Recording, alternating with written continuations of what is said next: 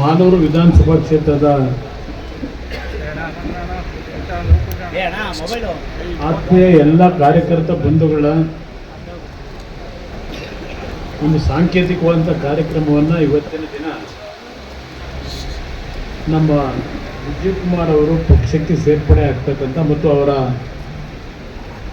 ಸಾವಿರಾರು ಅಭಿಮಾನಿಗಳು ಕಾರ್ಯಕರ್ತರು ಪಕ್ಷಕ್ಕೆ ಸೇರತಕ್ಕಂಥ ಒಂದು ಕಾರ್ಯಕ್ರಮದ ಇವತ್ತಿನ ಸಾಂಕೇತಿಕ ಕಾರ್ಯಕ್ರಮ.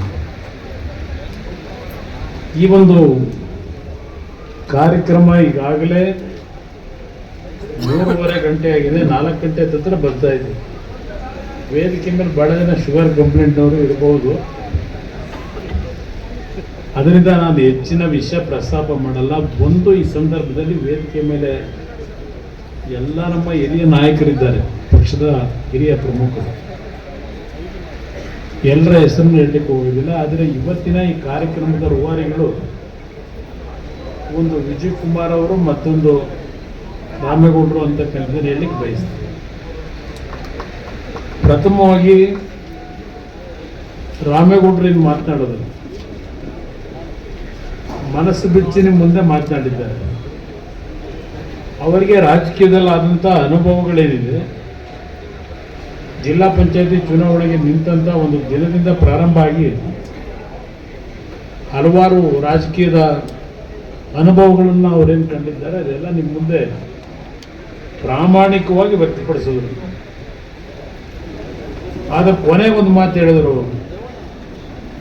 ವಿಜಯಕುಮಾರ್ ಅವರ ಜೊತೆಗೂಡಿ ನಾನು ಮಾಲೂರಿನ ನನ್ನ ಕಾರ್ಯಕರ್ತರನ್ನ ಉಳಿಸ್ಕೊಳ್ತಕ್ಕಂಥದ್ದು. ಅದು ವಿಜಯಕುಮಾರ್ ಅವರ ಅಭಿಮಾನಿಗಳಿರ್ಬೋದು, ನಮ್ಮ ಜನತಾದಳದ ಹಳೆ ಕಾರ್ಯಕರ್ತರುಗಳು ಇರ್ಬೋದು. ಉಳಿಸ್ಕೊಳ್ತಕ್ಕಂಥ ನಿಟ್ಟಿನಲ್ಲಿ ವಿಜಯಕುಮಾರ್ ಅವರ ಜೊತೆ ನನ್ನ ಕೈ ಜೋಡಿಸಿ ಎಲ್ಲ ರೀತಿಯ ತ್ಯಾಗಕ್ಕೆ ನಾನು ಸಿದ್ಧವಾಗಿ ನಾನು ಇವತ್ತಿನ ದಿನ ಸಂಪೂರ್ಣ ಸಂತೋಷದಿಂದ ಮುಕ್ತ ಮನಸ್ಸಿನಿಂದ ಘೋಷಣೆ ಮಾಡ್ತಾ ಇದ್ದೇನೆ ಅಂತಕ್ಕಂಥ ಮಾತೇನು ಹೇಳಿದ್ದಾರೆ. ಈ ಪಕ್ಷದ ಬಗ್ಗೆ ಅವರು ಇಟ್ಟಿರ್ತಕ್ಕಂಥ, ವಿಶೇಷವಾಗಿ ರಾಷ್ಟ್ರೀಯ ಅಧ್ಯಕ್ಷರಾದಂಥ ದೇವೇಗೌಡರ ಬಗ್ಗೆ, ನನ್ನ ಬಗ್ಗೆ, ನಿಖಿಲ್ ಕುಮಾರಸ್ವಾಮಿಯವ್ರ ಬಗ್ಗೆ ಅವರು ಇಟ್ಟಿರ್ತಕ್ಕಂಥ ಒಂದು ವಿಶ್ವಾಸ ಏನು ಇಟ್ಕೊಂಡಿದ್ದಾರೆ, ಅವರ ರಾಜಕೀಯದ ವಿಷಯದಲ್ಲೂ ನಾವು ಕಡೆಗಣಿಸ್ತಕ್ಕಂಥ ಪ್ರಶ್ನೆ ಇದೆ. ಇವತ್ತು ಇವರಿಬ್ಬರು ಅಣ್ಣ ತಮ್ಮಂದ್ರ ಥರ ಮಾಲೂರಿನ ಜನತೆಯ ಒಂದು ಕಷ್ಟ ಸುಖದಲ್ಲಿ ಭಾಗಿಯಾಗಿ ಜನತೆಯ ಒಂದು ಸಮಸ್ಯೆಗಳಿಗೆ ಪರಿಹಾರವನ್ನು ಕಲ್ಪಿಸಿದ್ರೆ ಬಹುಶಃ ಮಾಲೂರು ಮುಂದಿನ ದಿನಗಳಲ್ಲಿ ಯಾವುದೇ ಸಮಸ್ಯೆ ಇಲ್ಲ, ಒಂದು ನಿಷ್ಠಾವಂತ ಮತ್ತು ಪಾರದರ್ಶಕವಾದಂಥ ಆಡಳಿತವನ್ನು ಕೊಡ್ತಕ್ಕಂಥ ಜನಪ್ರತಿನಿಧಿಯನ್ನು ನೀವು ಆಯ್ಕೆ ಮಾಡ್ಕೋತೀರಿ ಅನ್ನೋದು ನನ್ನ ಅಭಿಪ್ರಾಯ. ವಿಜಯವ್ರ ಬಗ್ಗೆ ನಾನೇನು ದೊಡ್ಡದಾಗಿ ಮಾತನಾಡಬೇಕಾಗಿಲ್ಲ. ಬೆಂಗಳೂರಿನಲ್ಲಿ ಅವರ ಚಟುವಟಿಕೆಗಳಿದ್ದರು. ಮಾಲೂರಿನಲ್ಲಿ ಕಳೆದ 7-8 ವರ್ಷಗಳಿಂದ ನಿರಂತರವಾಗಿ ನಿಮ್ಮ ಜೊತೆಗೂಡಿ ಏನು ಕೆಲಸ ಮಾಡಿದ್ದಾರೆ. ಈಗ ಇನ್ನೊಬ್ಬ ನನ್ನ ಸ್ನೇಹಿತ ಪ್ರಭಾಕರ್ ನನ್ನ ಹಳೆ ಸ್ನೇಹಿತನೇ. ಪ್ರಭಾಕರ್ಗೂ ಹಲವಾರು ರೀತಿಯ ಏಳು ಬೀಳುಗಳನ್ನು ಕಂಡಿದ್ದಾರೆ. ಅವ್ರಿಗೂ ಸ್ವಲ್ಪ ಅನ್ಯಾಯ ಆಗಿರ್ತಕ್ಕಂಥದ್ದು ನಿಜ ಪ್ರಭಾಕರ್ ಅವರು. ಆದರೆ ಪ್ರಭಾಕರ್ ಅವರು ವಿಜಯಕುಮಾರ್ ಅವ್ರ ಜೊತೆಗೂಡಿ ಪ್ರಾಮಾಣಿಕ ಅವ್ರ ಜೊತೆಯಲ್ಲಿ ನಿಂತಿದ್ದಾರೆ.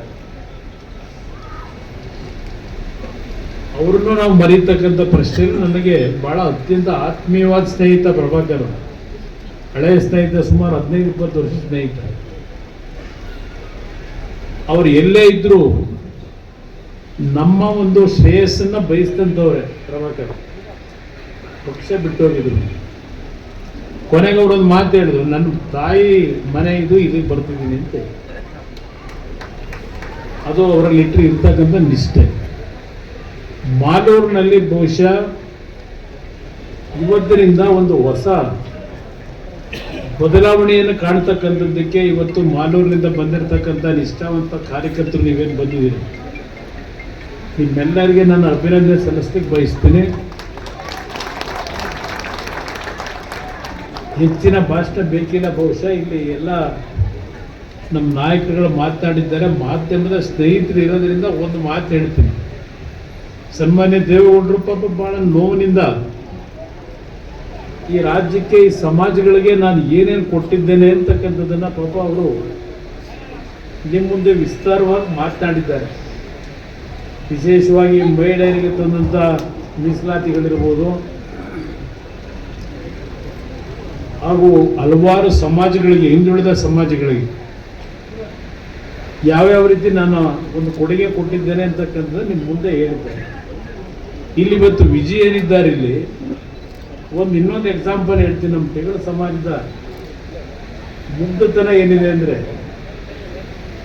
ತುಮಕೂರು ಜಿಲ್ಲೆಯಲ್ಲಿ ಒಬ್ಬ ಜಹಾಂಗೀರ್ ರವಿ ಅಂತ ಇದ್ದಾರೆ. ಬಹುಶಃ ನಿಮ್ಗೆ ಯಾರಾದ್ರು ನೆಂಟಸ್ಥಾನ ಇರ್ಬೋದೇನೋ. ತುಮಕೂರಿನಲ್ಲಿ ಒಂದು ಬಾರಿ ಹಠ ಮಾಡಿ ಟಿಕೆಟ್ ಕೊಟ್ಟೆ, 30,000 ಓಟ್ ತಗೊಂಡ. ಎರಡನೇ ಬಾರಿ ಮತ್ತೆ ನಿಲ್ಲು ಅಂತ ಹೇಳಿದೆ. ಅಯ್ಯೋ ಅಣ್ಣ, ನನ್ನ ಹತ್ರ ದುಡ್ಡಲ್ಲಿದೆ, ಸುಮ್ಮನೆ ನೀನು ನನಗೆ ಹಿಂಸೆ ಕೊಡಬೇಡ, ಇಲ್ಲದಿಲ್ಲ ಅಂತ. ನಾನು ಚುನಾವಣೆ ಎದುರಿಸ್ತೀನಪ್ಪ, ನೀನು ಚುನಾವಣೆಗೇನು ಯಾವುದೇ ಸಮಸ್ಯೆ ಇದ್ದಾಗ ನೋಡ್ಕೊತ ನಿಲ್ಲು ಅಂದ್ರೂ ನಿಲ್ಲದೆ ಮತ್ತಿನ್ಯಾರನ್ನು ಕರ್ಕೊಂಬಂದು ಅಭ್ಯರ್ಥಿ ಮಾಡಿದ್ದಾರೆ. ಅವತ್ತು MLA ಆಗೋದು. ಇವತ್ತು ಈ ಒಂದು ಸಮಾಜಕ್ಕೆ ಇಲ್ಲಿಯವರೆಗೆ ಬಹುಶಃ ಒಂದು ರಾಜಕೀಯವಾದಂಥ ಸ್ಥಾನಮಾನಗಳಿಂದ ದೊರಕಿಲ್ಲ. ಊಡಿ ವಿಜಯಿಂದ ಅದು ಪ್ರವೇಶ ಆಗ್ತದೆ ರಾಜಕೀಯವಾಗಿ ಅಂತಕ್ಕಂಥದ್ದು ನನ್ನ ಅಭಿಪ್ರಾಯ. ಅದಕ್ಕೆ ನಮ್ಮ ಕೋಲಾರದ ನಮ್ಮ ಎಲ್ಲ ಪಕ್ಷದ ಮುಖಂಡರುಗಳು, ನಮ್ಮ ಮಲ್ಲೇಶಣ್ಣ ಲೋಕಸಭಾ ಸದಸ್ಯರಿದ್ದಾರೆ, ಪ್ರಭಾಕರ್, ರಾಮೇಗೌಡರು ಮತ್ತು ನಿಮ್ಮಂಥ ನಿಷ್ಠಾವಂತ ಸಾವಿರಾರು ಕಾರ್ಯಕರ್ತರು ಅವರ ಬೆನ್ನೆಲುಬಾಗಿ ನೀವು ನಿಂತಿದ್ದೀರಿ. ನಿಮ್ಮ ಒಂದು ಶ್ರಮ, ನಿಮ್ಮ ಒಂದು ಆಶೀರ್ವಾದದಿಂದ ಇವತ್ತು ಈ ಸಮಾಜಕ್ಕೆ ಒಂದು ಶಕ್ತಿ ದೊರಕತಕ್ಕಂಥದ್ದಕ್ಕೆ ಮಾಲೂರಿನ ಜನತೆ ನಿಮಗೆ ಆಶೀರ್ವಾದ ಮಾಡ್ತಾರೆ ಅಂತಕ್ಕಂಥದ್ದು ನನ್ನ ಅಭಿಪ್ರಾಯ. ನಾನು ಮುಂದೆ ಮಾಲೂರಿಗೆ ಒಂದು ಬೃಹತ್ ಸಭೆ ಮಾಡಿ ಅಲ್ಲಿ ಅಧಿಕೃತವಾಗಿ ಕಾರ್ಯಕ್ರಮ ಸಮಾವೇಶ ಮಾಡೋದಿದೆ. ವಿಜಯ್ ಅವರು, ರಾಮೇಗೌಡರು, ಪ್ರಭಾಕರ್ ಅವರ ನೇತೃತ್ವದಲ್ಲಿ, ನಿಮ್ಮಗಳ ನೇತೃತ್ವದಲ್ಲಿ ಅಲ್ಲಿ ಬಹಳ ವಿಷಯಗಳನ್ನು ಅಲ್ಲಿ ಮಾತಾಡೋಣ. ನನಗೆ ಮಾಲೂರು ಬಹಳ ದೊಡ್ಡ ಮಟ್ಟದಲ್ಲೇ ವಿಷಯಗಳು ಓದಿರ್ತಕ್ಕಂಥ, ಇಲ್ಲಿ ಇರೋರು ಎಲ್ಲರೂ ನನ್ನ ಸ್ನೇಹಿತರೆ, ಕಾಂಗ್ರೆಸ್ನಲ್ಲಿರೋರು ನನ್ನ ಸ್ನೇಹಿತರೆ, ಆತ್ಮೀಯ. ಇಲ್ಲಿ ಈಗ ಬಿಜೆಪಿಲಿ ಏನೋ ಓಡಾಡ್ತಿದ್ದಾರೆ, ಅವರಿಗೆ ಒಂದು ಜೀವ ಕೊಟ್ಟಿದ್ದು ಈ ಪಕ್ಷ. ಹೊಸಕೋಟೆಯಿಂದ ಕರ್ಕೊಂಡೋಗಿ MLA ಮಾಡಬೇಕಾದ್ರೆ ಬಹುಶಃ ಹಲವಾರು ಜನ ಇದ್ದಾರೆ. ಈಗ ವ್ಯಕ್ತಿಗಳ ಬಗ್ಗೆ ನಾನು ಚರ್ಚೆ ಮಾಡಲ್ಲ.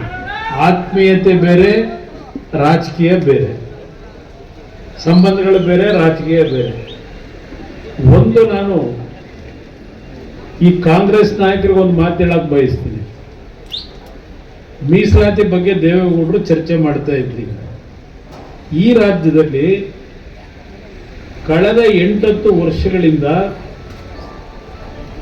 ಹಲವಾರು ಸಮಾಜಗಳ ಮೀಸಲಾತಿಯ ವಿಷಯಗಳನ್ನೇ ಕೆದಕಿ ಎಲ್ಲ ಪಕ್ಷಗಳು ಯಾವ್ಯಾವ ರೀತಿಯಲ್ಲಿ ಸಮಾಜಗಳ ಒಂದು ಸಂಘರ್ಷಗಳು, ಅನುಮಾನಗಳು, ಅವಿಶ್ವಾಸವನ್ನು ಮೂಡಿಸ್ತಕ್ಕಂಥ ನಿಟ್ಟಿನಲ್ಲಿ ರಾಜ್ಯದಲ್ಲಿ ನಡೆದಿದೆ. ಇವತ್ತು ಮೊನ್ನೆ ಧಾರವಾಡದಲ್ಲಿ ನಮ್ಮ ವಿದ್ಯಾರ್ಥಿಗಳು, ನಿರುದ್ಯೋಗಿ ಯುವಕರು ಒಂದು ಹೋರಾಟ ಮಾಡೋದು. ಅದಾದ್ಮೇಲೆ ಆ ಹೋರಾಟದ ಹಿನ್ನೆಲೆ ಒಳಗೆ ಈಗಿನ ಸರ್ಕಾರ 75,000 76,000 ನೌಕರರನ್ನ ಆಯ್ಕೆ ಮಾಡ್ತೀವಿ, ಕೆಲಸ ಕೊಡ್ತೀವಿ ಅಂತಕ್ಕಂಥದ್ದು ಏನು ಹೇಳ್ತಾರೆ. ಅಲ್ಲೂ ಸಹ ನಮಗೆ ಇದೆಲ್ಲ ತೊಂದರೆ ಆಗಿದ್ದಿಲ್ಲ ಅಂದ್ರೆ ಇಷ್ಟೊತ್ತಿಗೆ ಬಹಳ ಜನಕ್ಕೆ ಕೆಲಸ ಕೊಟ್ಬಿಡುವು, ಒಳ ಮೀಸಲಾತಿದು ಸರಿಪಡಿಸ್ಲಿಕ್ಕಾಗಿದೆ, ಇದೆಲ್ಲ ಸಮಸ್ಯೆಗಳಾಗಿ ಉದ್ಯೋಗ ಕೊಡೋಕ್ಕಾಗಿಲ್ಲ ಅಂತ ಭಾಷಣ ಮಾಡೋದು.